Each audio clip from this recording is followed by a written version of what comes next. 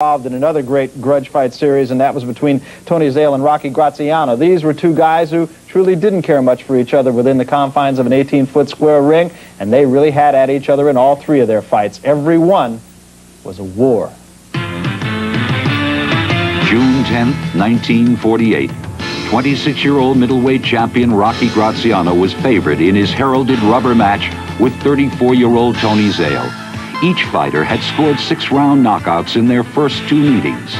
This rivalry was as brutal as any in the history of the sport. This is the third of a series of sensational fights between these two champions. Zale lands two crashing left hooks and sends Graziano to the canvas.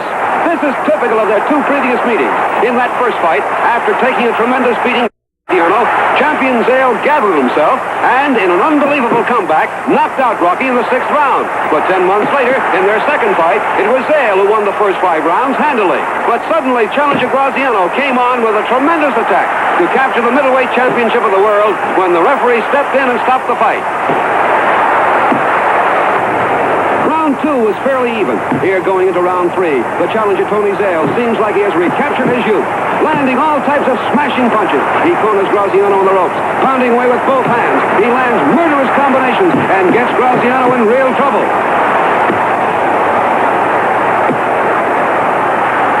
With a right to the body and smashing left to the jaw, he floors Graziano for the second time. And the champion, wearily, with the help of the ropes, drags himself to a standing position. Zale moves in, determined to finish it here in round 3. He stays on top of Graziano, landing left and right-hand uppercuts to the jaw. As Graziano staggers backwards, Zale advances confidently, and with a tremendous right to the body and pulverizing left hook to the jaw, he knocks out Graziano. Tony Zale had become the first man since Stanley Ketchel in 1908 to reclaim the middleweight title. It seems this startling knockout of Rocky Graziano was the only way to end a vicious rivalry between two gallant warriors.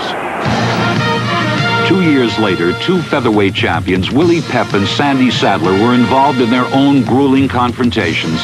Each had won 2 previous title fights.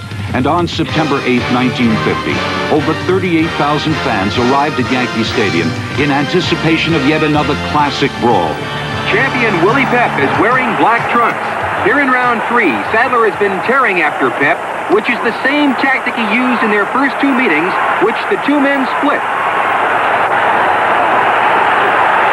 Willie goes down from a blistering left hook. Pep looks almost disgusted sitting there. Willie takes a count at 8 before rising to continue.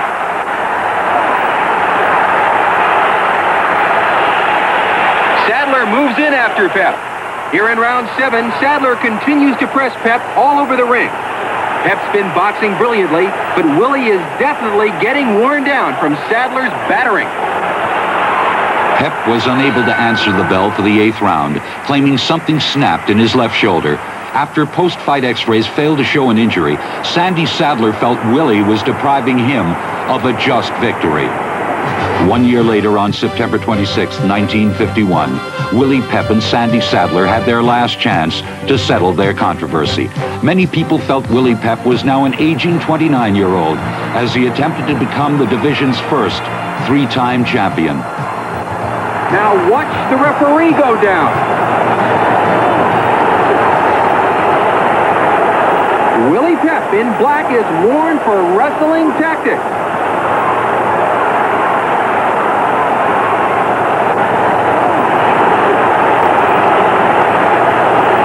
Champion Sandy Sadler just seems too strong for Willie. Here in round 9, Pep's lightning speed is completely spent. Willie is terribly tired, just merely hanging on. Once again, Willie Pep failed to answer the bell. The ex-champion told referee Ray Miller, "I can't go on." And so ended a legendary rivalry between two featherweights who shared the same era, Willie Pep and Sandy Sadler.